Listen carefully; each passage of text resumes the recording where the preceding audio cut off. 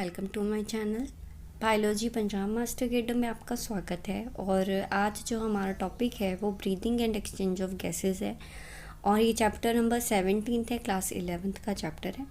और आज मैं ये कहना चाहती हूँ कि ये इसकी फर्स्ट क्लास है और दूसरा ये जो नोट्स हैं वो ट्रूमैन और एनसीईआरटी बुक को मिला के ही बनाए गए हैं। बहुत अच्छे नोट्स हैं और इसको लेने के लिए आप बायोलॉजी मास्टर कैडर का जो टेलीग्राम ग्रुप है उसको ज्वाइन कर लेना।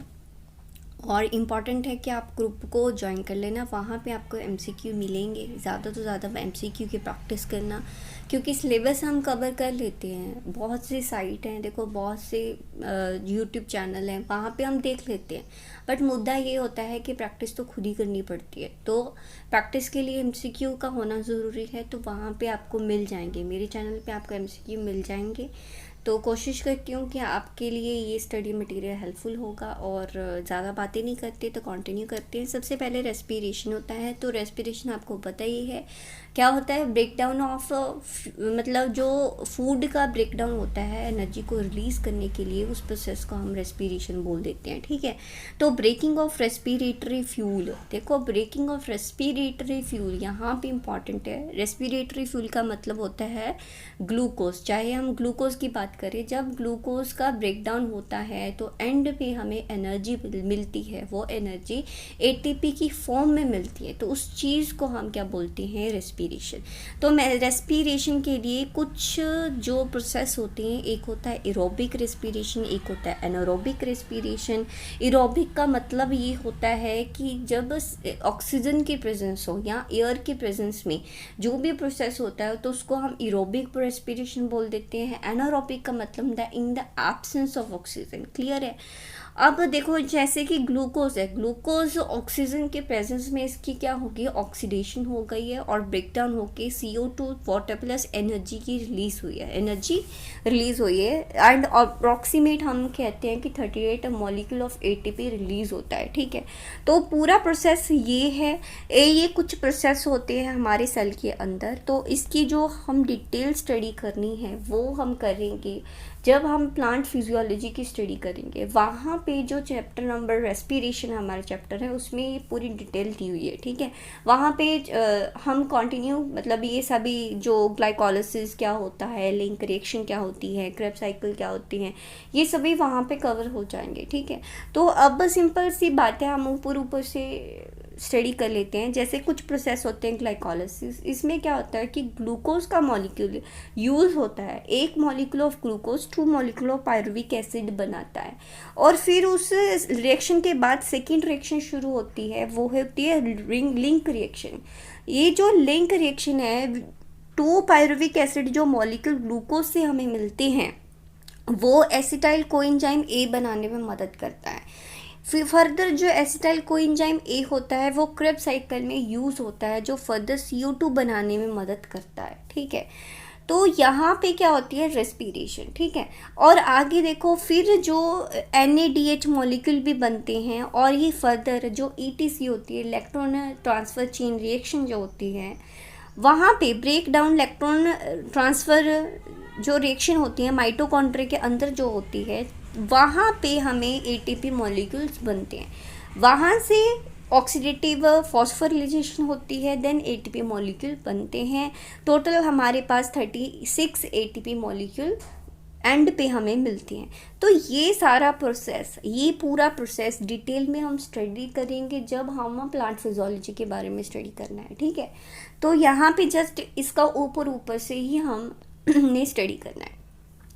तो ये एक प्रोसेस है एरोबिक का, यहाँ पे एरोबिक का प्रोसेस है। और एनारोबिक का मतलब होता है जब एब्सेंस हो जाए ऑक्सीजन की, एयर की एब्सेंट हो तो ऑक्सीडेशन हो जाए। जैसे कि ग्लूकोज की अगर ब्रेकडाउन हो जाए, ग्लूकोज का ब्रेकडाउन हो जाए ईस्ट की प्रेजेंस में, तो पायरुविक एसिड बनता है और 2 मॉलिक्यूल ऑफ ATP रिलीज होता है और इथेनॉल प्लस मतलब इथेनॉल अल्कोहल बनती है। तो ये प्रोसेस जो होता है वो एनारोबिक प्रोसेस होता है। मसल्स के अंदर भी जो होती है, जब हम एक्सेसिव एक्सरसाइज करते हैं तो ग्लूकोज 2 पायरुविक एसिड मॉलिक्यूल्स में टूट जाता है, फिर फर्दर जो 2 पायरुविक एसिड होते हैं वो 2 लैक्टिक एसिड में कन्वर्ट हो जाता है। तो जो लैक्टिक एसिड है लीवर में जाके 2 मॉलिक्यूल ऑफ एटीपी बनाता है। तो ये जो प्रोसेस है इसे हम एनारोबिक रेस्पिरेशन बोलेंगे, और ये एनसीईआरटी में भी दिया हुआ है। ठीक है, चलो आगे हम कंटिन्यू करते हैं। तो जो एनारोबिक प्रोसेस है उसमें glucose is not completely break down because of formation of ethyl alcohol and lactic acid.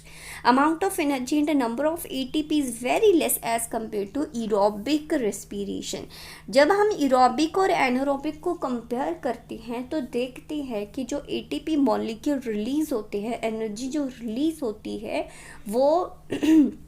वो कम होती है एनारोबिक प्रोसेस में। ठीक है, तो एरोबिक में क्या होती है, ज़्यादा एनर्जी बनती है। तो सिंपल सी बात है, तो एरोबिक में 36 मॉलिक्यूल है वो हमें एटीपी के मिलते हैं। ठीक है, ये जो पूरा प्रोसेस है आपको समझ में आ जाएगा जब हम रेस्पिरेशन करेंगे प्लांट फिजियोलॉजी के अंदर। ठीक है, चलो आगे हम इम्पॉर्टेंट सी बातें जो एनसीईआरटी में दी हुई है वो करते हैं। जैसे क्लासिफिकेशन होती है, एक तो होती है डायरेक्ट रेस्पिरेशन, एक होती है इनडायरेक्ट। डायरेक्ट का मतलब ही आप समझ सकते हो कि जो डायरेक्टली कांटेक्ट में हो एटमॉस्फेयर की, तो उसमें जो एक्सचेंज ऑफ गैसेस पॉसिबल हो सके उस चीज़ को हम क्या बोलते हैं, डायरेक्ट रेस्पिरेशन। जैसे यूनिसेलुलर ऑर्गेनिज्म होते हैं, अमीबा होता है, तो उसमें कौन सी रेस्पिरेशन एग्जिस्ट करती है, वो डायरेक्ट एग्जिस्ट करती है। एक होता है इनडायरेक्ट, जहाँ पे cells are not in directly contact with the atmosphere, और यहाँ पे क्या होती है, ऑक्सीजन को इनटेक किया जाता है। ठीक है, मतलब जैसे ह्यूमन बींग्स में जो होती है वो इनडायरेक्ट काइंड ऑफ जो रेस्पिरेशन होती है। ठीक है, तो यहाँ पे ऑक्सीजन इनटेक की जाती है एटमॉस्फेयर के से। ठीक है, respiration in aerobic when oxygen is taken, तो उसकी डेफिनेशन में क्या बोलते हैं रेस्पिरेशन में, कि जो एरोबिक के अंदर जो रेस्पिरेशन होती है वहाँ पे ऑक्सीजन की इनटेक होती है। So oxygen when oxygen is taken and CO2 is given out, so this process is known as respiration. Clear हो गया? चलो आगे देखो, तो ब्रीदिंग एंड वेंटिलेशन। रेस्पिरेशन के लिए कौन कौन से प्रोसेस होना ज़रूरी है, जैसे ब्रीदिंग, मतलब उसको ब्रीदिंग बोल देते हैं, वेंटिलेशन कहते हैं, exchange of respiratory gases between, ये प्रोसेस क्या होते हैं, मतलब ये स्टेप होता है। ठीक है, ये क्या होता है, स्टेप होते हैं रेस्पिरेशन के लिए, इंपॉर्टेंट स्टेप होते हैं। सबसे पहला स्टेप ये होता है कि जैसे ब्रीदिंग करना, ब्रीदिंग में क्या आ जाता है कि ऑक्सीजन का इंटेक करना और CO2 का बाहर निकालना। एक्सचेंज ऑफ रेस्पिरेटरी गैसेस, अभी जो लंग्स में क्या होता है, एल्बलाई होते हैं, एल्बलाई और ब्लड जो वेसल्स होती हैं वहाँ पे ब्लड कैपिलरीज होती हैं, तो एल्बलाई क्या करता है, वो सरफेस एरिया को इंक्रीज करता है ताकि एक्सचेंज ऑफ गैसेस पॉसिबल हो सके। Transport of respiratory gases by the blood, अब हमें पता है ये जो ब्लड है वो हमारा मेन फंक्शन क्या है, ब्लड का ट्रांसफ्यूजन में मदद करना। तो ब्लड ऑक्सीजन को भी ट्रांसपोर्ट करता है और CO2 को भी। ठीक है, exchange of gases between blood and tissue, और ऑक्सीजन का ब्रेकडाउन हो जाना, ग्लूकोज और एनर्जी बना देना। तो ये थोड़े से क्या है, स्टेप है, ये इंपॉर्टेंट स्टेप होते हैं रेस्पिरेशन के अंदर। रेस्पिरेटरी सरफेस कैसा होना चाहिए, ये भी एक थोड़ी सी लाइन है, छोटी सी लाइन है, और उसमें ये लिखा हुआ है कि रेस्पिरेटरी सरफेस कैसा होना चाहिए, कि जो रेस्पिरेटरी सरफेस है वो हेल्प करता है डायरेक्ट रेस्पिरेशन में, एक्सचेंज ऑफ गैसेस में। ठीक है, तो रेस्पिरेटरी जो सरफेस होना चाहिए वो थिन होना चाहिए, surface area should be moist, वहाँ पे थोड़ा सा मॉइस्चर होना चाहिए। It should be highly vascular, वहाँ पे ब्लड सप्लाई ज़्यादा होनी चाहिए, सफिशिएंट ब्लड सप्लाई होनी चाहिए। प्रेजेंस ऑफ रेस्पिरेटरी पिगमेंट, मतलब जैसे रेस्पिरेटरी पिगमेंट हमें पता है हमारे ब्लड के अंदर HB हीमोग्लोबिन है, वो जो पिगमेंट होता है वो ऑक्सीजन के साथ बाइंड अप कर सके और CO2 के साथ भी बाइंड कर सके। ठीक है, और लार्ज सरफेस एरिया होना चाहिए। तो ये रेस्पिरेटरी सरफेस की कुछ करेक्टरिस्टिक्स है। पिगमेंट के बारे में अगर हम स्टडी करते हैं तो ये इंपॉर्टेंट यहाँ पे पॉइंट आ जाता है कि हीमोग्लोबिन पिगमेंट होता है जो आयरन कंटेनिंग रेड कलर का होता है, रेड कलर होता है, उसमें आयरन कंटेनिंग पिगमेंट पाया जाता है। हीमोरेथ्रिन होता है जो आयरन होता है, इसका जो मेन कंटेंट होता है वो आयरन होता है। और एनालिडिया में हीमोरेथ्रिन पाया जाता है। हीमोसाइनिन पाया जाता है मलस्का में, और मलस्का में हीमोसाइनिन में कौन सा होता है, कॉपर। अकाइनोक्रोम होता है जिसमें आयरन होता है और काइनोडर्म्स में पाया जाता है। एक वेनेडियम होता है जो सिलोमिक फ्लूइड ऑफ प्रोटोकॉर्डेट्स में पाया जाता है। तो प्लीज़ इसको भी ध्यान से नोट डाउन कर लो क्योंकि ये एमसीक्यू पॉइंट ऑफ व्यू से इम्पॉर्टेंट है। अब देखो ऑर्गन क्या क्या कौन कौन से ऑर्गन होते हैं। जैसे जैसे हम चैप्टर को स्टडी करते हैं एनिमल किंगडम को, तो वहाँ पे होगा ये सब कुछ, ठीक है। जब हम एनिमल किंगडम चैप्टर करेंगे तो वहाँ पे ये सब कुछ आपको मिलेगा। जैसे फ्रॉग एंड अर्थ वॉर्म में कौन सी रेस्पिरेशन होती है, क्यूटेनियस रेस्पिरेशन होती है। और क्यूटेनियस रेस्पिरेशन कौन सी होती है, जो स्किन से हो, रेस्पिरेशन हो थ्रू द स्किन। इंसेक्ट में ट्रैकियल रेस्पिरेशन होती है, उसके लिए ट्रैकिया यूज़ करते हैं। फिशेस और प्रॉन में गिल्स होते हैं, ब्रेंकियल रेस्पिरेशन बोलते हैं। हायर वर्टिब्रेट्स में, एम्फीबियंस टू मैमल्स में कौन से होते हैं, लंग्स और पल्मोनरी रेस्पिरेशन होती है। स्पाइडर एंड स्कॉर्पियन में बुक लंग्स होते हैं, बुक गिल्स होते हैं। लाइमस में aquatic needs, pulmonary sac present होता है जो मलस्का में होता है। और काइनोडर्मेटा में वाटर जो वस्कुलर सप्लाई प्रेजेंट होती है। हेमिकोडेटा में जो फेरिंजियल गिल स्लिट्स प्रेजेंट होते हैं। तो ये क्या है, रेस्पिरेटरी ऑर्गन्स हैं, ठीक है। प्लीज़ इसको भी नोट डाउन कर लो, इम्पॉर्टेंट है, ठीक है। जैसे कि क्यूटेनियस रेस्पिरेशन है। क्यूटेनियस रेस्पिरेशन होती है जो रेस्पिरेशन स्किन के थ्रू हो, ठीक है, रेस्पिरेशन विया स्किन। तो स्किन जैसे एक तो अर्थवॉर्म होती है, एग्जाम्पल याद रखना, एग्जाम्पल इंपॉर्टेंट होती है। जहाँ पे भी आपको एग्जाम्पल मिले, चाहे वो बीएससी बुक से मिले, उसको नोट डाउन कर लेना। और इम्पॉर्टेंट ये है कि जो फ्रॉग है, फ्रॉग के अंदर हाइबरनेशन पीरियड के दौरान रेस्पिरेशन होती है वो क्यूटेनियस रेस्पिरेशन होती है। अर्थवॉर्म में जो रेस्पिरेशन है वो भी क्यूटेनियस रेस्पिरेशन स्किन के थ्रू ही होती है। और दूसरा मोस्ट इम्पॉर्टेंट जो फैक्ट है, क्वेश्चन ये आता है कि स्किन कैसी होनी चाहिए, थिन होनी चाहिए, मॉइस्चर हो, उसमें मॉइस्चर कंटेंट होना चाहिए, म्यूकस होना चाहिए, सिलोमिक फ्लूइड होना चाहिए, वस्कुलर होनी चाहिए और पिगमेंट प्रेजेंट होना चाहिए लाइक HP, ठीक है, प्लाज्मा के अंदर। तो ये है इम्पॉर्टेंट पॉइंट्स, ठीक है, इसको नोट डाउन कर लेना। अब जो नेक्स्ट हमारी रेस्पिरेशन आ रही है वो है इंसेक्ट्स के अंदर जो हम करते थे ट्रैकियल रेस्पिरेशन होती है। और इसको हमने पढ़ना है कॉकरोच में, जब हम कॉकरोच की स्टडी करेंगे तब ये आएगा।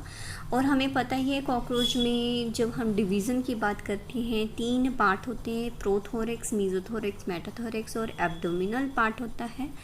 और इसमें जो इम्पॉर्टेंट बात है वो क्या याद रखने वाली है, एक तो ये ट्रैकियल रेस्पिरेशन की एग्जांपल याद रख लो। और दूसरा जो कॉकरोच होता है उनमें क्या होता है, स्पायरेकल्स होती हैं। उन स्पायरेकल्स को हम ओपनिंग बोलते हैं, क्या बोलते हैं, ओपनिंग बोलते हैं, ठीक है। वो ओपनिंग होती है जो थोरेसिक रीजन है वहाँ पे 2 ओपनिंग होते हैं और एब्डोमिनल रीजन में 8 ओपनिंग होती है। टोटल मिला के 10 स्पायरेकल्स होते हैं, ठीक है। हम किसकी बात कर रहे हैं, स्पायरेकल ओपनिंग्स की बात कर रहे हैं। तो टोटल मिला के 10 स्पायरेकल प्रेजेंट होते हैं, ठीक है। और जो फर्स्ट थोरेसिक में जो फर्स्ट स्पायरेकल होता है वो ओपन होता है, और एब्डोमिनल में भी जो फर्स्ट उसका एब्डोमेन का जो फर्स्ट स्पायरेकल है वो भी ओपन होता है। जैसे ये है स्पायरेकल के बाद जो होता है वो पार्ट को हम एम्पुला बोलते हैं। एम्पुला पार्ट के बाद जो ऐसा मैंने इस डायग्राम में मेंशन किया है इसको हम क्या बोलते हैं, ट्रैकिया। जो ये ट्रैकिया होता है, ये फर्दर जो ट्रैकिया होता है इसके टिश्यू को हम एंटीमा बोलते हैं, ठीक है। और ये हेल्प करता है रेस्पिरेशन के अंदर, ठीक है। So it is made up of substance, cutin substance that is called एंटीमा। और इसका मेन पर्पस ये होता है कि कोलैप्स होने से बचाना, मतलब टू प्रिवेंट फ्रॉम कोलैप्स से मतलब टूटने से बचाना, ठीक है। और ये रेस्पिरेशन है, जैसे ये क्या है, पूरा सिस्टम है। यहाँ पे स्पायरेकल है, ये मतलब जैसे ये स्ट्रक्चर है, ये बॉडी है और बॉडी की यहाँ स्पायरेकल है। स्पायरेकल से अंदर तक की ये स्ट्रक्चर मेंशन की हुई है यहाँ पे, ठीक है, कि जो मतलब एयर है या ऑक्सीजन है ऐसे ट्रांसफ़र की जाती है, स्पायरेकल से ट्रेकियल सेल तक ऐसे ट्रांसफ़र होती है। बस इसमें ये इम्पॉर्टेंट बात है। और रेस्पिरेशन के दौरान क्या क्या प्रोसेस होता है, जैसे एक तो टिश्यू होता है जिसको हम टर्गम बोलते हैं, एक स्टर्नम होता है, और इन दोनों के बाद में जो इन दोनों के बीच में जो मसल्स होते हैं उसको हम टर्गोस्टर्नम मसल्स बोलते हैं। पहले इस चीज़ को आप नोट डाउन कर लो और आगे इसका प्रोसेस करते हैं। जैसे देखो क्या होता है, सिंपल सी बात है, यहाँ से स्टार्ट कर लेना। देखो जब एक्सहेलेशन होती है, मतलब जब सांस ली जाती है, ठीक है, एक्सहेलेशन मतलब जहाँ पे सांस को अंदर से बाहर तक लेके जाना चाहिए, मतलब सांस है जो, मतलब जो ब्रीदिंग है, जब हम सांस लेते हैं बॉडी से बाहर निकालना, उस प्रोसेस को हम एक्सहेलेशन बोल देते हैं। एक्सहेलेशन एक एक्टिव प्रोसेस होता है। इसमें जो मसल्स होते हैं, टर्गोस्टर्नम मसल्स जो होते हैं, अभी मैंने जो दिखाया था, इसके बीच में जो मसल्स होते हैं, टर्गोस्टर्नम मसल्स जो होते हैं, वो क्या करते हैं, कॉन्ट्रैक्ट करते हैं। तो आप सोचो जब ये मसल्स कॉन्ट्रैक्ट करेंगे तो इसमें जो स्पेस हो जाएगी वो स्पेस क्या हो जाएगी, कम हो जाएगी। यहाँ पे जो वॉल्यूम है वो क्या हो जाएगा, डिक्रीज हो जाएगा। वॉल्यूम अगर डिक्रीज हो गया तो उसके अंदर जो प्रेशर है वो इंक्रीज हो जाएगा। तो जब प्रेशर इंक्रीज हो जाता है तो जो एयर है अंदर की, जब वॉल्यूम डिक्रीज हो जाए और प्रेशर इंक्रीज हो जाए, तब बॉडी के अंदर प्रेशर इंक्रीज हो गया ना, तो जो एयर है बॉडी में से बाहर जाएगी, तो मतलब air it rashes out. Clear है? तो ये वाला प्रोसेस को ध्यान से याद कर लो, ठीक है। तो ये होता है जब कॉकरोच में एक्सहेलेशन हो जाए। तो इसमें इम्पॉर्टेंट पॉइंट ये है कि वो एक एक्टिव प्रोसेस है। इनहेलेशन एक क्या है, सिंपल पैसिव प्रोसेस है। ये एक रिवर्स है, मतलब पैसिव प्रोसेस है, इसमें एनर्जी की ज़रूरत नहीं होती, सिंपल सी बात है।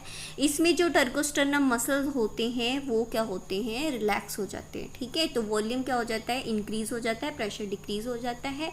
इसके वजह से जो एयर है from the atmosphere to body के अंदर जाएगी, ठीक है। जो एयर होती है from atmosphere to inside the body होगी, फ्रॉम एयर टू बॉडी जाएगी, ठीक है, इनहेलेशन में। क्यों? क्योंकि जो प्रेशर है, प्रेशर क्या हो जाएगा, कम हो जाएगा, वॉल्यूम ज़्यादा हो जाएगा, ठीक है। इसमें ये याद रखना है।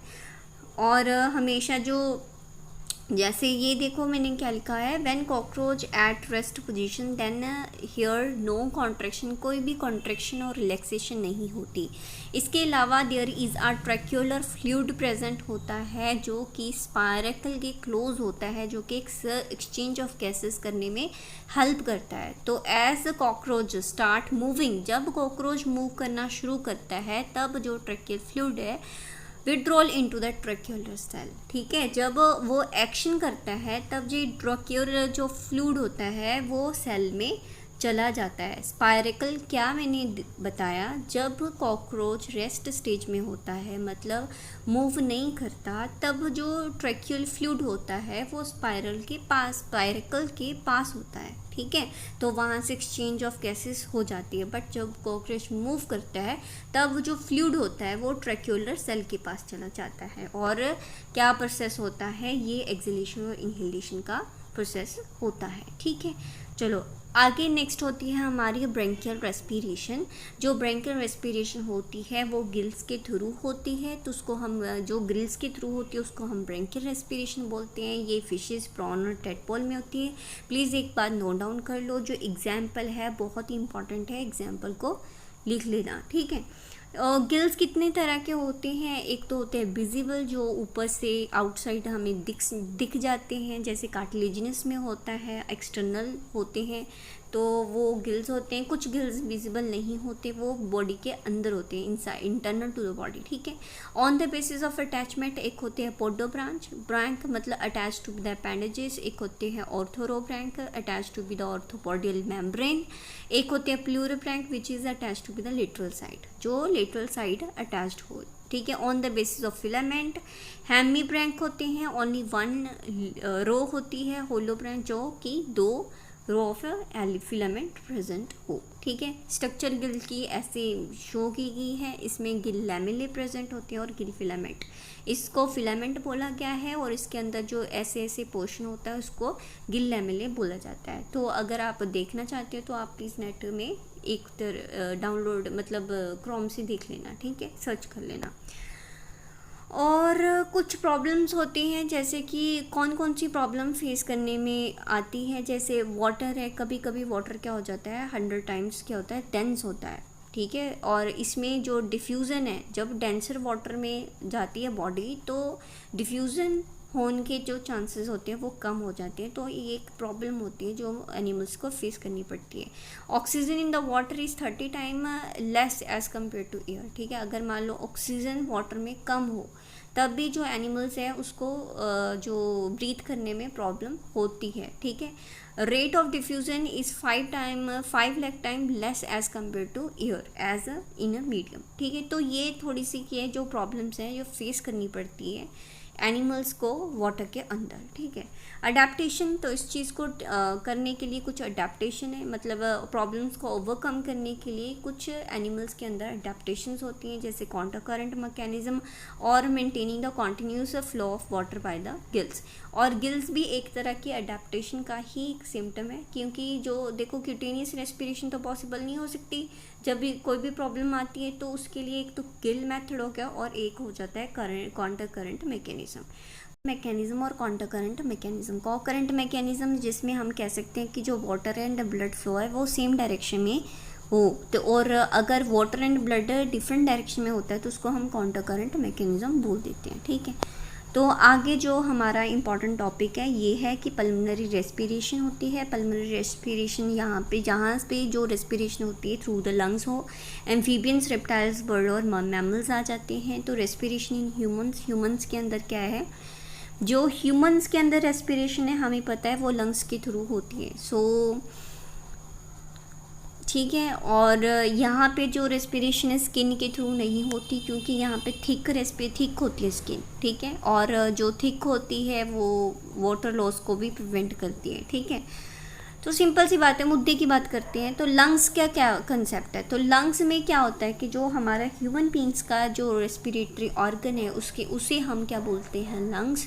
और लंग्स में क्या होते हैं, एल्बलाई होते हैं। और एल्बलाई का क्या काम होता है कि सरफेस एरिया को इंक्रीज़ करना, ताकि एक्सचेंज ऑफ गैसेस क्या हो सके, पॉसिबल हो सके, ठीक है। तो ज़्यादा एक्सचेंज ऑफ गैसेस हो सके। और इसमें जो इम्पॉर्टेंट बात ये है कि ये सिंपल सेक्यूमस एपिथेलियम टिश्यू का बना होता है। किसका बना होता है, सिंपल सेक्यूमस एपिथेलियम टिश्यू का बना होता है। और ये मॉइस्ट होता है, हाईली वस्कुलर होता है। और इसमें पिगमेंट प्रेजेंट होता है, हीमोग्लोबिन पिगमेंट होता है ना ब्लड में, तो इसमें प्रेजेंट होता है। जो सरफेस एरिया लंग्स का होता है वो 50 to 75 स्क्वायर मीटर का होता है। अगर हम रेस्पिरेटरी ट्रैक्ट की बात करें तो हमें सबसे पहले क्या पता है कि एक्सटर्नल नेरीज होती हैं। ये एक्सटर्नल नेरीज है मान लो, ठीक है। मतलब क्या होती है, सबसे पहले क्या होती है एक्सटर्नल नेरीज। जैसे हम स्ट्रक्चर ड्रॉ करते हैं,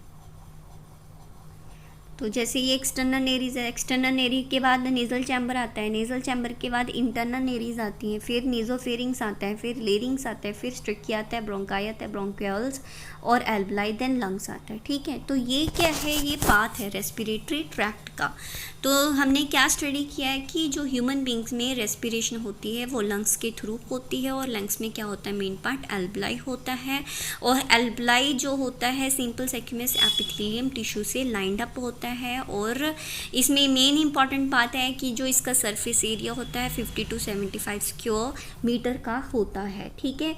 ये सरफेस एरिया इंक्रीज किसी लिए होता है, फॉर एक्सचेंज ऑफ गैसेस, ठीक है। और रेस्पिरेटरी ट्रैक्ट कैसा होता है, सबसे पहले एक्सटर्नल नेरीज, फिर nasal chamber, internal nares, nasopharynx, larynx, trachea, bronchi, bronchioles, एल्बलाई, एल्वोलाई और लंग्स, ठीक है। और इसमें क्या आता है, डायफ्राम भी आता है, ठीक है। तो ये तो हो गया, ये बात होगी ट्रैक की, ठीक है। तो ऐसा हमारा क्या है, ट्रैक है। अब क्या करना है, अब इसमें करना है नेज़ल चैम्बर में जो कुछ पार्ट होते हैं, ठीक है। नेज़ल चैम्बर में जैसे कॉनकी होता है, टर्बिनल्स होते हैं, इन्फीरियर कॉनका होता है, मैग्जिलोर टर्बिनल होते हैं। ये क्या होती हैं, फोल्ड होती हैं, ठीक है। ये जो फोल्ड होती हैं रेस्पिरेटरी चैम्बर में होती हैं। जैसे कॉनकी और टर्बिनल्स का क्या होते हैं, ये दोनों प्योर फॉर्म में प्रेजेंट होती हैं। और इन्फीरियर कॉनका जो होता है मैग्जिलो टर्बिनल, ये जो होता है रेस्पिरेटरी चैम्बर होता है, ये इंक्रीज करता है सरफेस एरिया को। लेटरल और जो लेटरल होता है और सुपीरियर कौन का होता है, ये ऑल्फैक्टरी चैम्बर हैं। तो प्लीज़ इसको नोट डाउन कर लेना, ठीक है। ये नेज़ल चैम्बर के फोल्ड की बात की गई है, यहाँ पे नेज़ल चैम्बर की फोल्डिंग की बात की गई है। आगे जो नेज़ल चैम्बर होता है, इसमें क्या होता है, कुछ पार्ट होते हैं, जैसे वेस्टिब्यूलर पार्ट होता है नेज़ल चैम्बर में। जो वेस्टिब्यूलर पार्ट होता है वो फिल्ट्रेशन ऑफ एयर क्या काम करता है, नेज़ल चैम्बर की बात करती हैं। नेज़ल चैम्बर में फोल्ड प्रेजेंट होते हैं और इसमें कुछ वेस्टिबुलर पार्ट भी प्रेजेंट होता है जो फिल्ट्रेशन ऑफ एयर का काम करता है, और ये लाइंड अप होता है विद हेयर म्यूकस। यहाँ पे हेयर म्यूकस लिखा है, ठीक है। अब जो एक होता है रेस्पिरेटरी चैम्बर, और ये रेस्पिरेटरी चैम्बर लाइंड अप होता है म्यूकस से, और ये air conditioning, mucus plus vascular air, vascular region भी प्रेजेंट होता है और ये एयर कंडीशनिंग में मदद करता है। एक होता है olfactory chamber. Olfactory chamber responsible होता है किसके लिए, स्मेल के लिए, ठीक है। और ये अपने पास स्कैडेरियन मेम्ब्रेन से लाइंड अप होता है, responsible for the olfactory smell. तो यहाँ पे जो ये वाला पार्ट है वो इम्पॉर्टेंट है, प्लीज़ इसको नोट डाउन कर लेना। व्हेन वी इनहेल, जब हम इनहेलिंग करते हैं, जब हम कोल्ड एयर को इनहेल करते हैं, तो वहाँ पे जो वस्कुलर लेयर प्रेजेंट होती है रेस्पिरेटरी चैम्बर में, तो जो वस्कुलर लेयर होती है वहाँ पे ब्लड सप्लाई ज़्यादा होती है। तो ब्लड सप्लाई इंक्रीज होने से हीट रेडिएशन हो जाती है, तो जो एयर हम ठंडी एयर अंदर लेते हैं तो वो एयर क्या हो जाती है, वार्म गर्म हो जाती है, ठीक है। जब हम इनहेल करते हैं, हॉट एयर को इनहेल करते हैं, तब जो म्यूकस मेम्ब्रेन होती है वो इवेपोरेट कर देती है और हीट को ले लेती है और उस हॉट एयर को किस कोल्ड एयर में चेंज कर देती है। तो ऐसे हमारा जो नेज़ल चैम्बर है वो वर्क करता है, ठीक है। आई होप कि आपको समझ में आ रहा होगा, ठीक है। अब उसके बाद रेस्पिरेटरी ट्रैक्ट की बात करते हैं। तो रेस्पिरेटरी ट्रैक्ट में क्या आता है, नेज़ोफेरिंग्स, लेरिंगोफेरिंग्स, ठीक है, और लेरिंग्स, ठीक है। तो अब जो लेरिंग्स होता है उसको हम क्या बोलते हैं, वॉइस बॉक्स बोलते हैं, एडम्स एप्पल बोला जाता है इसको, ठीक है। और larynx is made up of 9 cartilages, please इसको नोट डाउन कर लो, यहाँ पे इंपॉर्टेंट पॉइंट है। 9 कार्टिलेजेस का बना होता है सबसे पहले, ठीक है। जैसे जो उस 9 कार्टिलेजेस में क्या होता है, एक तो होती है अनपेयर्ड, ठीक है, और दूसरी होती है पेयर्ड। दो तरह की होती है, एक अनपेयर्ड होती है, एक पेयर्ड होती है। जो पेयर्ड होती है, ठीक है, अनपेयर्ड में आता है जैसे एपिग्लॉटिक्स, थायराइड एंड क्रिकॉइड, ठीक है। एपिग्लॉटिक्स, थायराइड एंड क्रिकॉइड ये होती है अनपेयर्ड, और पेयर्ड में आता है एरिटिनॉइड, ठीक है। एरिटिनॉइड क्या होती है पेयर्ड में। एक होती है कॉर्निक्यूलेट कॉर्निफ्यूरम, ठीक है, ये होती है लेयर, प्लीज़ इसको नोट डाउन कर लेना, ठीक है। अब क्या सिस्टम है हमारा, 9 कार्टिलेजेस होती है इसमें, ठीक है। तो थायराइड तो 1 होती है, क्रिकॉइड 1 होती है, एरिटिनॉइड 2 होती है, ये स्मॉलेस्ट होती है। और दूसरा जो इसमें मोस्ट इंपॉर्टेंट पॉइंट है, it is lined up with the ciliated columnar epithelium, ठीक है। अब देखो, इसको देखो, अब ये लेरिंग्स का पार्ट है, मतलब ये लेरिंग जो बॉक्स होता है उसका पार्ट है लेरिंग्स का, ठीक है। देखो, एरिटिनॉइड ऐसे अरेंज्ड होती है, ठीक है, थायराइड ऐसे स्ट्रक्चर होती है, एपिग्लॉटिक इसके ऊपर होता है, तो क्रिकॉइड ऐसे होती है, ठीक है। तो ये डायग्राम है, ठीक है। जो थायराइड है उसका काम क्या होता है, सपोर्ट करना front, upper and lower jaw को, यहाँ पे मतलब जो फ्रंट, अपर एंड लोअर को सपोर्ट करना। क्रिकॉइड का क्या काम है, रिंग लाइक स्ट्रक्चर होती है जो लोअर को सपोर्ट करती है, जॉ नहीं कह सकते हम, मतलब प्लेस को सपोर्ट करती है, ठीक है।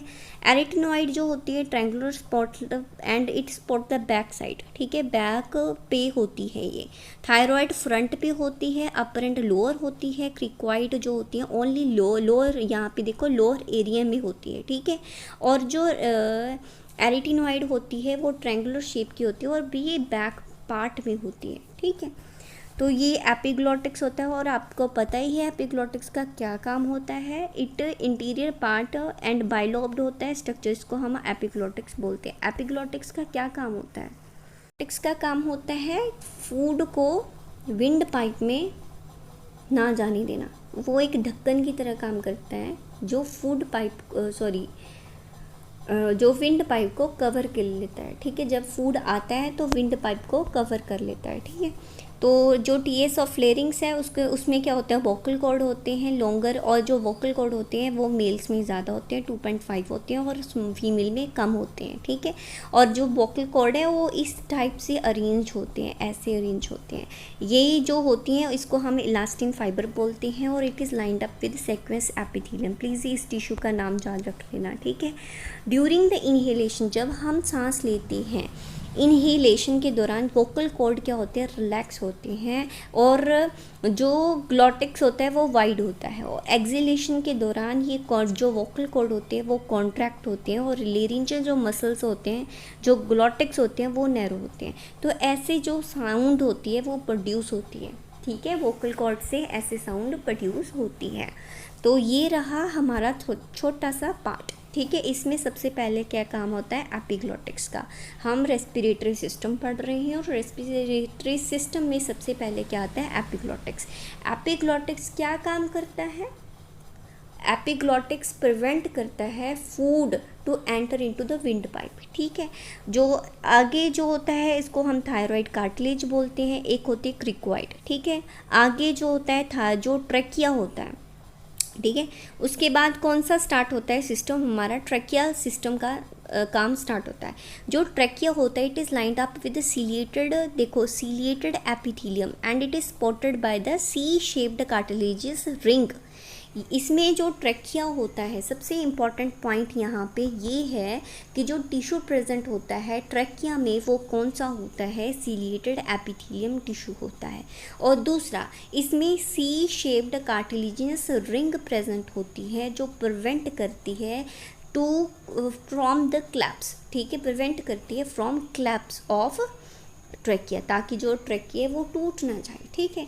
उससे रोकती, टूटने से रोकती है। और दूसरा, रिंग्स कितनी प्रेजेंट होती है, 6 to 20 रिंग्स प्रेजेंट होती हैं, ठीक है। और उसके बाद ट्रेकिया के बाद हमारा जो कंसेप्ट शुरू होता है वो होता है प्राइमरी ब्रोंकाई और सेकेंडरी ब्रोंकाई का। और कल हमने करना है, नेक्स्ट जो टॉपिक हमने करना है वो हम ब्रोंकाई से स्टार्ट करेंगे, ठीक है। तो आज के लिए सिर्फ इतना ही। Thank you so much.